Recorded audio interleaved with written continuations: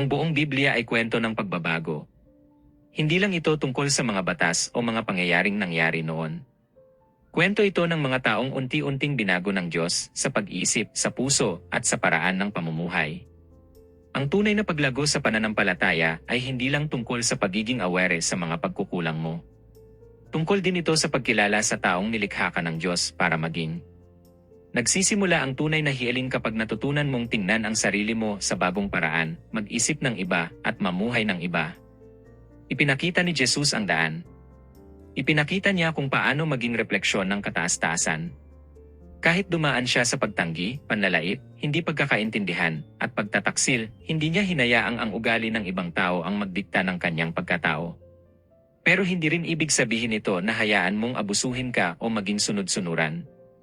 Nagsalita si Jesus ng katotohanan kahit mahirap itong tanggapin. Marunong siyang kumilatis.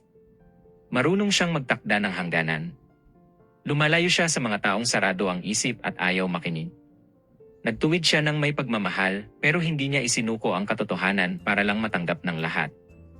Ang transformation ay hindi tungkol sa pagpapanggap na perpekto ka. Ito ay tungkol sa patuloy na pagbabago ng isip at puso hanggang unti-unting makita sa buhay mo ang karakter ng Diyos. Ang layunin ay hindi manatiling nakatingin sa kung sino ka noon. Ang layunin ay maging kung sino ka talaga nilikha ng Diyos na maging. Dahil kapag nagbago ang isip, nagbabago ang kilos. At kapag nagbago ang kilos, nagbabago ang direksyon ng buhay.